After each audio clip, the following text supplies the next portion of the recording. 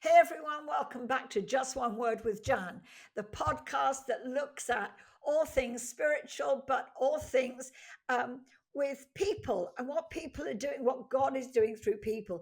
And today I want to introduce you to a guy who I've known for a few years now. He's an entrepreneur, he's a pastor, he's an author, and lots of other things besides. And so, welcome to Gareth Morgan. Hi, Gareth. Hey Jan, how are you doing? You well? Yeah, I'm very well, thank you. It's great to see you again, and I want you to share with everyone. You've done so much. I mean, I think the first time I met you was at a breakfast, a business breakfast, which was held at your church in Newark. I think. I I think that think was I the think first you're time. right. I think you're right. That was many years ago, I think now, but no, it was great to meet you that day, and it's been great to stay in contact and at periods along that journey to work with you. It's been fantastic. Yeah, it's really good, and I know that you were stationed there. Was Everyday Champions? Was that That's the? correct. Yeah, and so you were senior pastor there for quite a long time, um, and you were working as an entrepreneur. You're also a bit of a sportsman. Yeah, You yeah. is So it cycling? no, it's running. I love running. Uh, It's my way of kind of de-stressing, kind of mentally offloading everything that I'm trying to carry in here through the many things that you've already mentioned that I'm involved with. So it's by necessity to keep me sane. Wow. Yeah, running's never done it for me, but I like a nice bath with a glass of wine. That de-stresses me. I wish that I was more like you because it would certainly help my weight issues. But yeah. So you from Everyday Champions, suddenly I realized that you're no longer there in Newark. So what happened there? Oh no, take me back So further. How did you start that? How did you get to that? yeah, no problem at all. So I'll give you a whistle stop journey and then feel free to kind of dive in at any point. So Yep. from the age of 13, I really felt the call of God to be a leader in the church. My dad and my mum led a church, were Pentecostal church leaders for certainly all of my existence and many years before. And so I looked to my dad and I thought, yeah, that's something that I would love to do. But of course, it was more than that. There was a real sense of calling on my life to step into that role. And I guess from a very early age, things happened early for me. And age 16, I ended up taking on the youth ministry. Age 21, I ended up taking on the senior leadership of the church because my dad was stepping into a role where he was taking on struggling churches and re-engineering them and restructuring them for growth. And so by necessity, he needed somebody to take hold of the church that he'd been leading. And so just a year into my marriage with Leanne, uh, we took on this role. And then a few years in, we had I guess, a strong sense of our identity as leaders, but also the vision that God had for us. And that took us on a journey of looking at how do we impact our community in the most effective way. I had an interest in business, and so I wondered why I had that. And part of the next stage of the journey was to build a facility that would house the vision that we had for our community.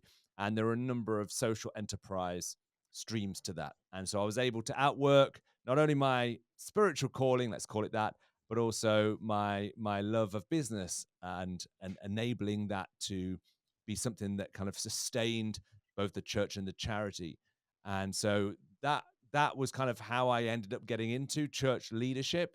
And so then from there, it kind of grew as I developed a multi site model. I took on my father in law's church in Northamptonshire, again, took what we did in Newark and replicated it there, and started to go on this journey of okay, how do we most effectively impact communities? And I guess that led me into the journey of how business plays a key part in shaping and forming communities. So, was your father's church in Newark as well?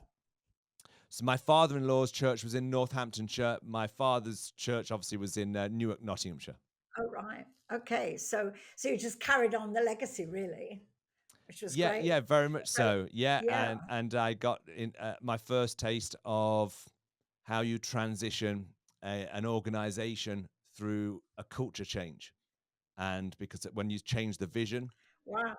or not change the vision, but develop the vision to the next leg of the journey, it often challenges the culture.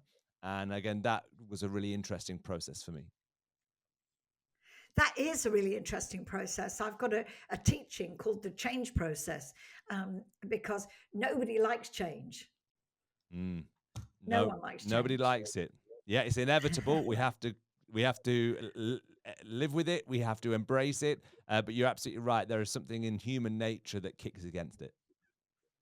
So that is always an interesting journey when you've got to bring change to an established culture, and taking over from your dad, you've got big shoes to fill. So that's another challenge there. So how long before you kind of moved out from Newark? Because you, for a season, you moved from Newark into London, didn't you? Correct. So in 2014, because at that point we'd established a multi-site model of church, but as we've already established, I'd always been in an established environment where I was taking something and re-engineering it and reforming it. And I really sense, or we really sense, both Leanne and I, we needed, whilst carrying that on, to step into, I guess, a blank canvas, an environment that we'd never been before, an environment that was closely connected to the business and financial hub of our country here in the UK, in London. And so we moved to Greenwich, which is just obviously literally across the water from Canary Wharf.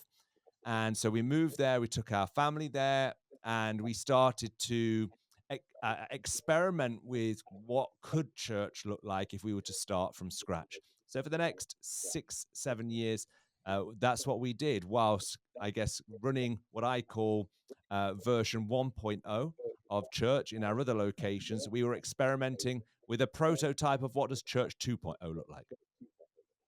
Wow, that's a big challenge, and so you mentioned business and businesses. What did that look like as far as what you were doing and with the church, and how did the church respond to that?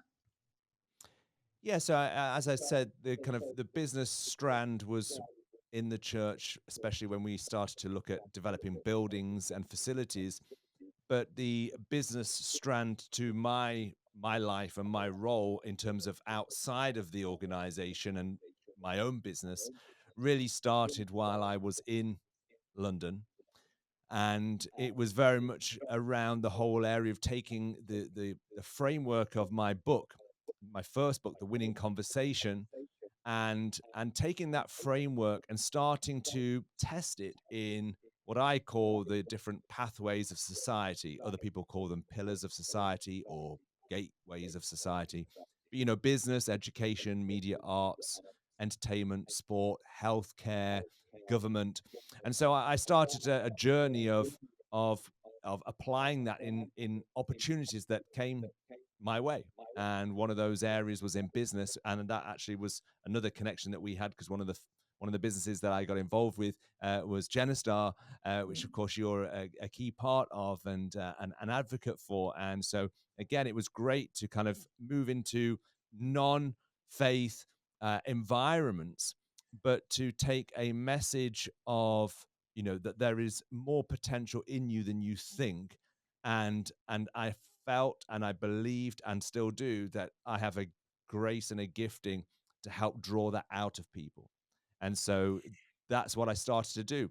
And it started in the area of business, then it moved into professional football, and then since then it's been in education, in healthcare, and with entrepreneurs, solo entrepreneurs, as well as people who are an author, all kinds of different people, and I love it. But the central theme of it is helping to unlock that potential that is often latent in a person that remains untapped unless they have somebody to kind of call it out. Yeah. So the a winning conversation, or the winning conversation. What is that? What does it mean? It's based on the premise that every one of us talks to ourselves, and it doesn't just remain the sole property of the mad person who goes talking to themselves. We all talk to ourselves all the time.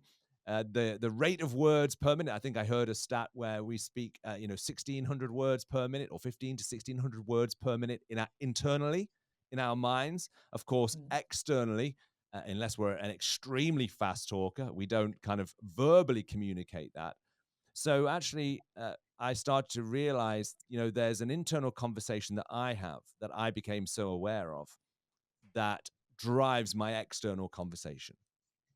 And everything in life is based upon relationships. Business is based upon relationships. All the different pathways that I was looking at working with in organizations are based upon relationships. The church is based upon relationships. Discipleship is based upon relationships. And of course, our relationship with God is a relationship. But what drives relationships is conversation. And so the quality of that internal conversation drives the quality of that external conversation, which drives the quality of our relationships. And that is connected to all of the results that we're trying to see in our lives. And usually, if there's a breakdown of results or a lack of results, but more often than not, it's down to a breakdown of that internal conversation. So I went on a journey of helping people to diagnose where are the gaps, where are the problems in my internal conversation, so that we can start to change those external results. That's brilliant. And I've experienced that. As you said, you're involved in Jenny's Star, which is the company I'm involved in. And I was privileged to be part of a small group that you mentored. And it was extraordinary how people's lives were changed and their businesses were changed. And so I can certainly endorse that, endorse you, and endorse the book. I mean, it's an excellent book. And I will be, where can someone get that? Amazon. It's there on Amazon, and the winning conversation is my what I would call my outward facing book, which can be used in any sector. But for those who are Bible believing Christians or people who want to explore the Christian faith, the winning keys is the book that sits alongside the winning conversation. And what you'll find in the winning keys are all of the biblical keys to the content of the winning conversation. So it's really helpful in terms of So they kind of understanding go from a along hand in hand. biblical point of view. 100%, yeah, hand in hand. There's Yeah, content that's specific to each book, but they sit alongside each other. that's brilliant. And that's on Amazon as well. That's on Amazon as well. Awesome. So the winning keys, so the winning conversation, the winning keys. And I would highly recommend that. I mean, as a believer, obviously, well, I don't know about you, Gareth, but I've found over the years that I've come across believers that have had a wariness when it comes to positive thinking, changing your mindset, and all that kind of stuff, even though it's exactly what God talks about. But because the secular terms are scary for them, that when you can align that with the word of God, it just makes so much sense. And it's the same truths, but given the word of God to go alongside it, it's so much more powerful and breaks down the barriers that people often have to secular type renewing the mind. So that's brilliant. That's awesome. I haven't seen that one actually, the winning keys. So Yeah. brilliant. So you were down in London. You set up your business. It's been what's the football thing? What have you been doing with? You mentioned football. What's that? Yeah, so I started when we moved to Greenwich. I started to look at ways in which I could serve in the community and just to kind of support what was going on. And one of those areas was football. I love football. That's one of my passions. And so I got in contact with a club chaplain at the football club that was the local football club, professional team. And so I said, listen, I'm in the area. I'm here to support what people are doing. If there's some way that I can support you, at the very least, pray for you, then that's what I would love to do. And anyway, fast track, there was an opening because the person who was the academy chaplain had just stepped down. So that's a chaplain who looks after all of the players coming through the youth system of that club, and Hmm. kind of from under 21s, essentially, right from a young age. And so he said, listen, let's meet up. And long story short, I ended up becoming the academy chaplain. And then within a very short period of time, they become aware of what I was doing with my book and my coaching. And so I did some sessions kind of for free, just to kind of help some of the players, especially in the area of confidence, which we know is a crucial topic for everybody in life. But when it comes to elite sport, it is critical. And so then that ended up leading to me developing a program that has run now for coming. I think we're in our 6th season, where I work with the under 21 squad. So that's those with a pro contract, with their first pro contract. And so I work with them 24 weeks out of the season. And again, we work on developing beliefs and behaviors that have a performance impact. And so yeah, that's kind of led on to other things in terms of working with developing a winning culture within sport and football as well. So it's been tremendous just to see how the pattern, and it is a pattern that kind of God gave to me when I read His Word, the Bible, that it was like, okay, here's a pattern that I call a code for success. It's a code for success that anybody can apply, but if you want to unlock the maximum that you can get from it, then it moves from just being a code of success to what I call a covenant of significance. In other words, it's that Wow. relationship with God. So it's been a tremendous journey, and I just love working with people who are of faith or no faith, just to unlock their potential. That's brilliant. That's, yeah. Um, so, can you tell us which football club it was? So I work with Charlton Athletic in Okay. Southeast London. Yep, that's excellent. I asked because I recently spoke with Chris Rowe, who was for 18 years the chaplain of Crystal Palace. And so, it's Ah. amazing. It's amazing to me how many football clubs have chaplains. Yeah, well, And sports chaplaincy is a natural organisation, and I certainly am Matt Baker, who is the head of the football side of sports chaplaincy and kind of one of the key leaders. He is the club chaplain at Charlton. So again, it's been tremendous to play that kind of role within a club, which is the spiritual role is a voluntary role within a club, and it to kind of be pastorally proactive, they talk about, and spiritually reactive. So yeah, it's not about going into a place and trying to make everybody believe what you believe. It's about bringing pastoral support, especially when people are facing challenges or just need that encouragement. But at the same time, if people do have a faith or want to explore the side of faith, and especially obviously being a Christian, then we're able to kind of offer that kind of support and kind of journey that with them. So yeah, and spirituality plays a big part now within sport. I mean, it always has done, I think, but I think it's more prevalent and more, and to some degree, more celebrated now than ever. mm, that's great. I mean, I had no idea. I knew, as I say, I knew Chris had become a chaplain donkey's years back, but really didn't know that it was a common thing. And so that's such good news because, especially in professional football, I should imagine there are so many temptations and stresses that to have someone on hand that can just minister into their lives would be a real bonus. So that's brilliant. So you still do that? Yes, I still do that. Yeah, I'm still fully involved at the club and within sports chaplaincy UK in terms of I'm part of it, so I'm able to.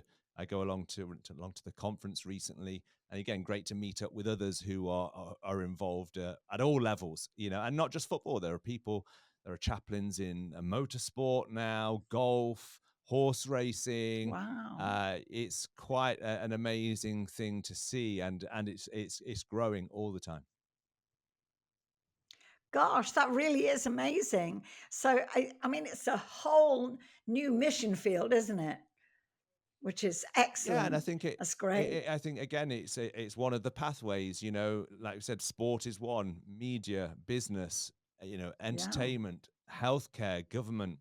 Where there are people, there is a place and a space to add value, and I think that's what we are called to do as Christians. We are called to be salt, and I think I heard somebody, I think it was Bill Johnson, it may have been, who gave this definition, but the difference between salt and pepper, pepper changes the flavor of something, but salt enhances the flavor Oh, I of like what's that. already there. And I think Yeah. that's actually, what we're called to do. As when Jesus said, "You are you are salt. You're the salt of the world. The salt of the earth."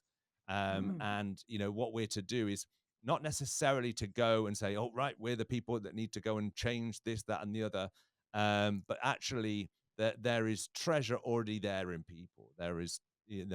there are things in our society where we can actually go and add value and enhance what is already there. And so, I think that's a tremendous opportunity to do that in sport, but in other areas, and to play our part in really adding value to our society. And I think that's the attitude that you have to have is I'm here to add value, to see how I can be a blessing, to see how I can be a help, and let God do the rest, rather than going in and trying to make disciples. So, Yeah, I think yeah. the reality is that it's like clay, isn't it? When Jesus said about making disciples, you can only uh, make something out of clay that is pliable, and and Mm, and a person decides whether they want to be shaped by something or someone. And so, yeah. like you said, if Amen. somebody comes to a point in which they say, I would like to learn more, or I'd like to go on that journey, then of course we're able to journey that with them. But ultimately, our job, as believers, Jesus didn't say, I've called you to be my lawyers, I've called you to be my witnesses. Mm, And, the difference between a lawyer and yeah. a Amen. witness is, a lawyer is there to kind of really kind of drive home their case to achieve that outcome, whereas a witness is involved in a process of sharing what they have observed and experienced, knowing that that plays a key role in the overriding kind of story. And so, I think, we've just got to have confidence in the story that we're there to represent, not necessarily to become a lawyer.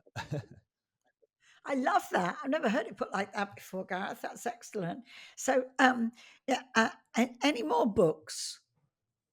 Yes. So the third book I wrote was The Winning Motivation. That's a shorter book. The Winning Conversation and Keys, I would say, is a little bit more like a manual. It carries the whole framework of what I kind of took the first 15 years of church leadership and working with people and put all of that into that book, those books. But then the Winning Motivation is really about helping people understand the seven negative emotions that we feel usually on a regular basis, and rather than um, attaching a meaning to those emotions, which usually is far from the truth, actually realizing those negative emotions are fuel for progress. But we've got to understand that they are signposts that something can go right rather than symptoms that something is wrong. Ooh, so reframing, basically, teaching people how to reframe. Reframing, reframing, but probably a step further than that, reframing and then understanding actually what could be the intention of that negative emotion. So rather than just reframing it into something I just come up with, maybe learning from, certainly my journey of how I've learned to take emotion, uh, and to reframe, but also then know what to do and act upon. Because at the end of the day, um, it's experience that shifts belief. So, and experience obviously is lived out truth. And so I go through those seven emotions that are actually a key part to unlocking our potential. And especially I believe, as entrepreneurs, as people who want to maybe shape a sector or to really um, produce increase of some kind, because that's, I believe, uh, being people who are committed to producing increase is part of the kingdom mandate. Then we've got to learn how to manage our emotions, because emotions are powerful things. I'm sure you know that, and I know Mhm. that. But we've got to learn how to manage our emotions, or our emotions will manage us. So, do you have any stories? I mean, all these people you've been helping, do you have any stories that stand out in your mind that you could share, that give us an example of how what you've been teaching has helped someone?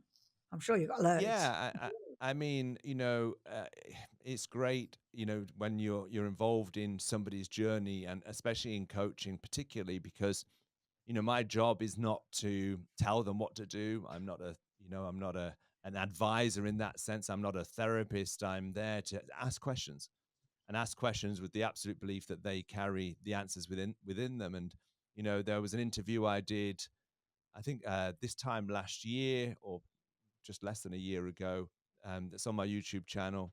And that was with a lady that I coach called Tola. And she, at the start of the journey, when I met her, she was a self-published author, and she's a person of she's a follower of Christ. And she, again, from the journey that she's been on, it's just been incredible. She kind of, it was a risk. It was a step of faith to really kind of pursue writing. I mean, so many people go into writing, and it doesn't become something that can sustain you, never mind something that can kind of scale and grow. But to see her journey of now being a published author, with one of the big publishing houses, uh, her first book, or run of books, I think, has been opted for a Netflix series, and I think by Will Smith's publishing house.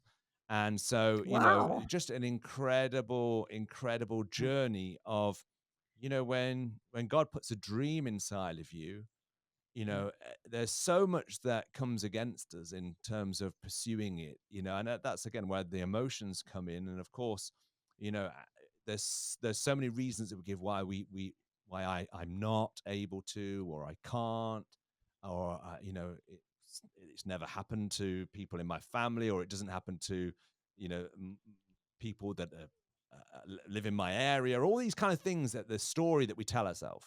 And so, for her, it was just fantastic to witness, just to play a small part in that journey of seeing, God given potential start to come to the fore. And it's just the beginning of the journey, really. But it's just amazing to see. Wow, there are books and a story attached to that.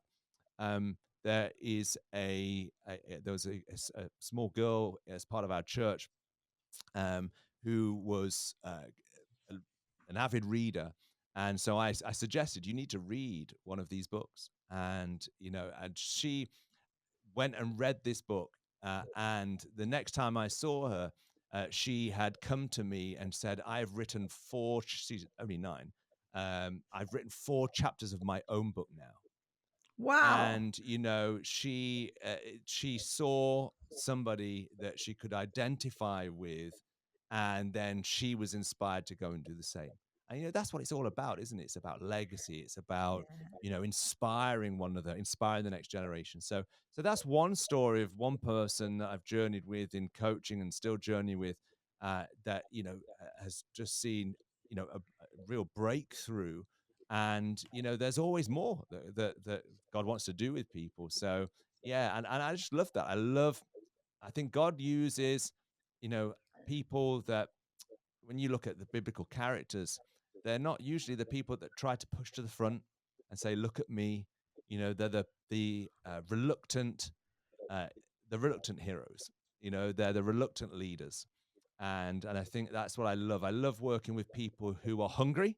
I think you have to be hungry. That's an essential element. But I think humility is the other ingredient that is absolutely key. That's wonderful. What a tremendous story.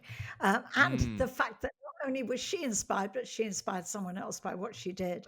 That's great. absolutely. And yeah, so Gareth, you're coming on the Genistar cruise this year?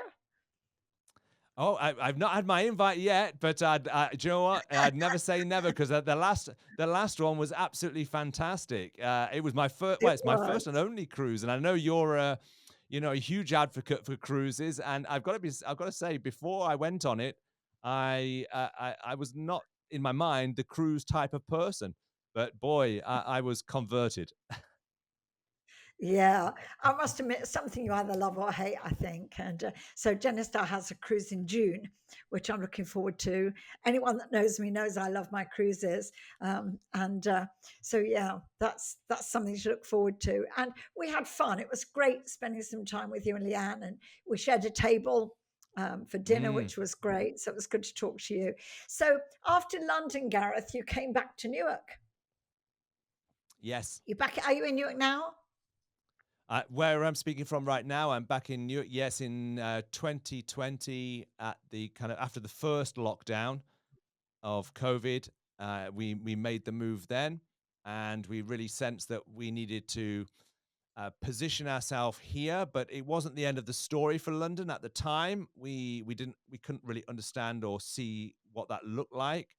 But now, kind of coming up to 4 years later, um, now my work has expanded in London, or the area of London, but also here in Nottinghamshire as well. So in August of last year, we're now in both places. So I spend half my time in Newark and half my time in Greenwich.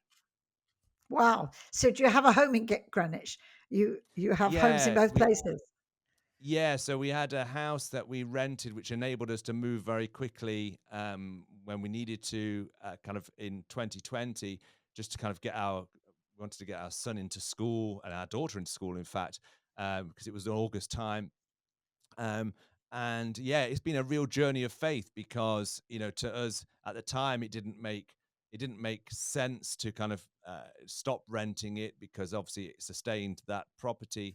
But for us last year, kind of probably February last year, we started to sense in which it was time to go back in there, and not really knowing why. In all honesty, or the full picture, we had inklings, but we didn't fully know why. But it's really part of the next stage of the journey. I mentioned a bit earlier on, about Church 1.0. And for us, we have been on a journey of discovering, what does Church 2.0 look like. And so the last several years has been a whole journey of deconstruction, and part of this next phase, we just knew we needed to be positioned, both here in Nottinghamshire, in Newark, and in Greenwich, in London. And so we kind of spend our time between the two. My son, who is still of kind of secondary school age, is homeschooled, so that enables us also to kind of move between the places. Our other two daughters are in university. So yeah, and it enables us to kind of have an expansive approach to what we do. It's a journey of faith. There are often times where we're like, God, we need your help. We need breakthrough. But that's the journey of faith. It's exciting. It's scary, and there's often times when you don't know what it is that you're doing, but deep down that you should do it. And I think that's the Mm. journey of faith. The journey of faith is not always knowing the outcome, it's just embracing God in the process. So true. And I mean, faith is simply about saying, Lord, I don't know. I don't understand it. I don't even necessarily like it, but I trust you in it and I'm doing it. And then that's when you start seeing God move. So you have, I presume, pastors that take care of the Newark church when you're down in London and vice versa. So our model If shifted, people, Jan, and changed. And so the way that our model now works is, and this again was when COVID happened, obviously COVID brought about so much destruction and distress, and it was an awful thing in terms of the negative impact. On the flip side, it obviously created opportunities for innovation and for change because the world really was shaken. Literally the whole world, and when we went into lockdown, I really sensed that this was the time in which uh, that this would become an opportunity for accelerated change. And for several years mm, before, we knew that the digital side of church was going to be a driver. Up until that point, a lot of churches would put, things online. They knew the power of websites or podcasts or, putting their sermons and videos online.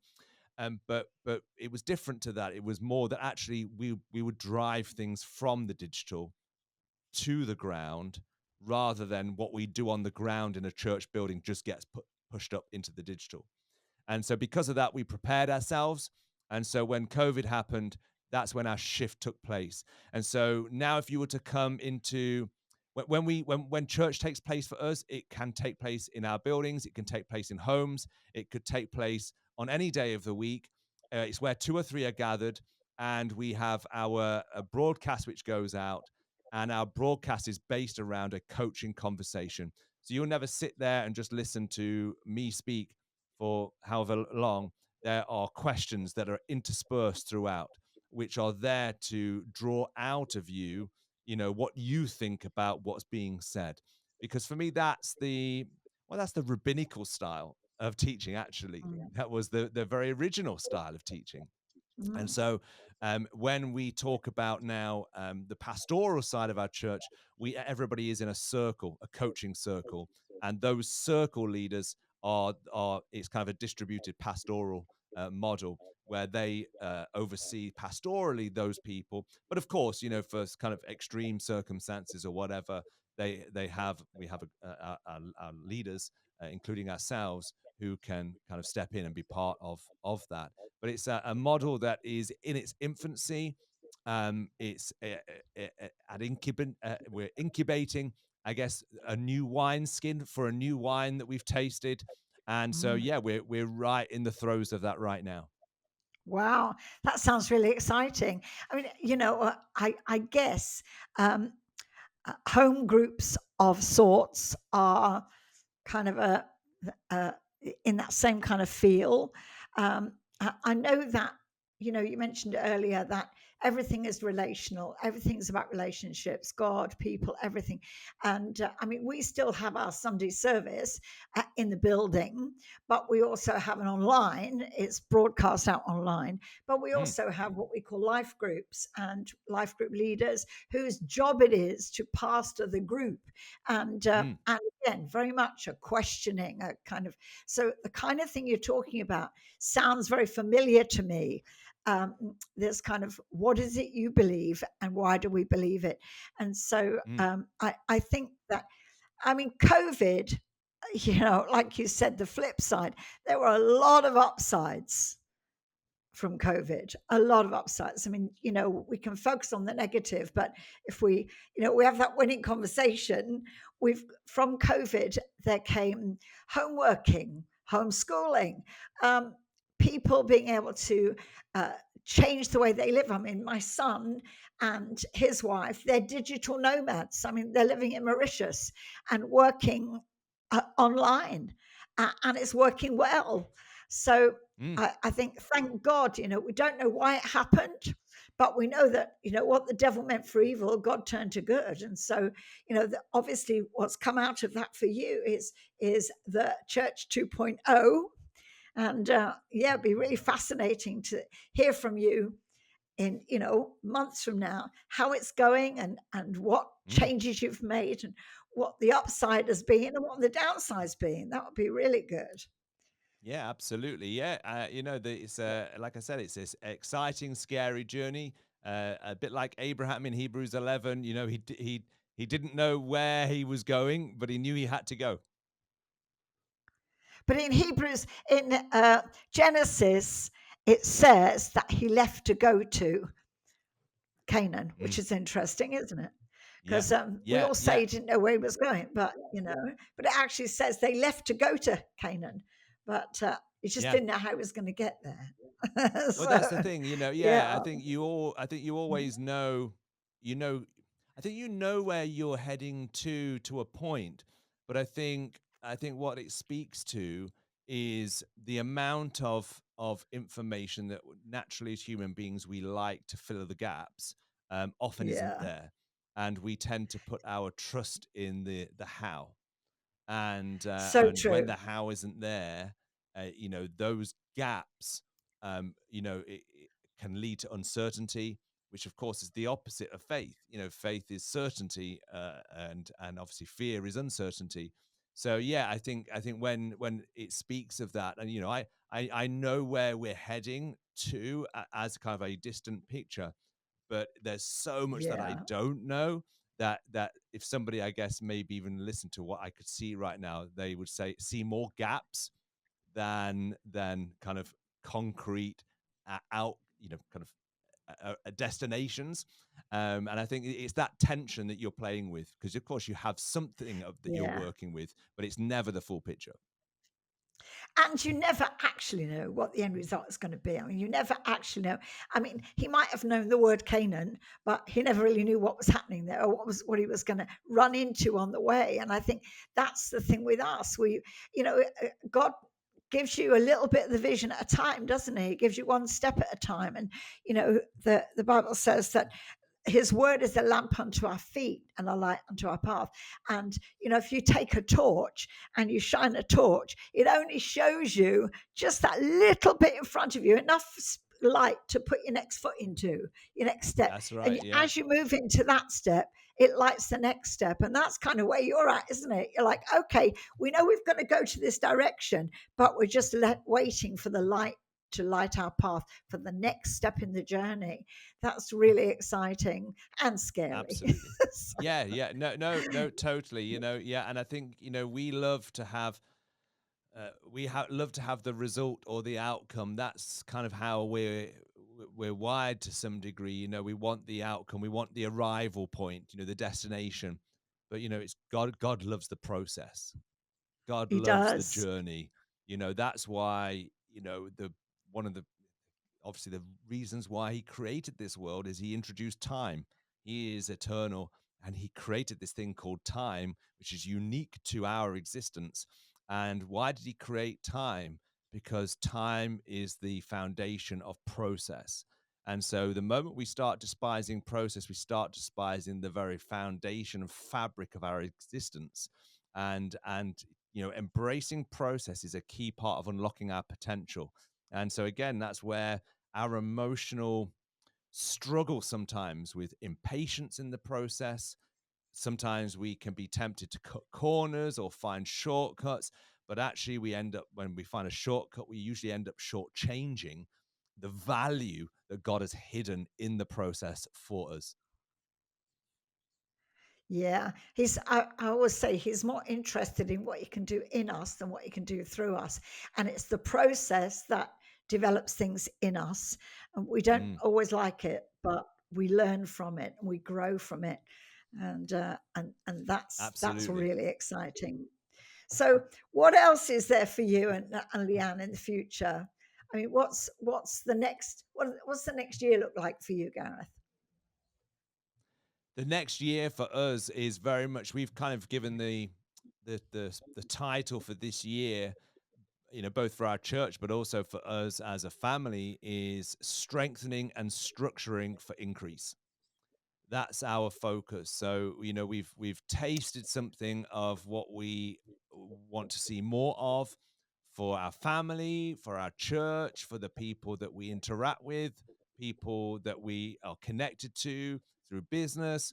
And ultimately, everybody wants to see an increase. They want to see an increase, ultimately, of love, joy, peace, and hope. Those are the fundamental things that we as human beings long for more of. just that we kind of see them in different ways or in different things. But of course, they all ultimately reside in God. And so, what I've come to realize is, and I think this is one of the big challenges for entrepreneurs is, we are naturally, we see an opportunity and we go for it. We're a bit like the wild horse. We've got a power to us. We can, we can act quickly. We can move fast, which is obviously a strength. But the counterbalance, which what we're usually weak at, is structure and system and disciplining for consistency. And I think, you don't see a wild horse winning the Grand National, which for anybody listening to this outside of the UK is our kind of uh, most prestigious, I guess, horse race meeting of the year. You see a thoroughbred win the Grand National, but a thoroughbred is a horse that has been broken. In other words, they've gone through a process where they have been strengthened, and that strength has been structured for success. And so for us, it's about how do we operate from a place of strength? How do we create structure in our lives? And that obviously is in multiple different ways, from mental structures through to physical structures through to time structures. And so really that's our focus this year, Jan, to really find how we do that, how we help people do that. And so, very shortly, I'm going to be launching a program, which again is going to help people, especially people who are Christians, to structure for increase. And I believe there's a clear pattern for that. And I believe, one of the things that I can do is help people build that structure. I may not be doing the same thing as other people, but the principles are there. And so for us, it's really about applying that. From a church point of view, it's to start to see how we can operate without the established buildings that we have, because we believe that's part of the old wineskin for us. We've got to find what the new wineskin looks like. So for us, it's going on that journey of discovery. Those physical structures, what do they look like? And how do we operate when we don't have them? And then for us through business, it's particularly, how can I help people who want to go and really impact a sector and produce change in society? How can I draw alongside them and help them do that so that they can see the increase that they know that they're capable of and God has graced them to produce? Excellent. So wild horse to thoroughbred is this That's year. it. That's brilliant. That's awesome. Gareth, thank you so much for joining me.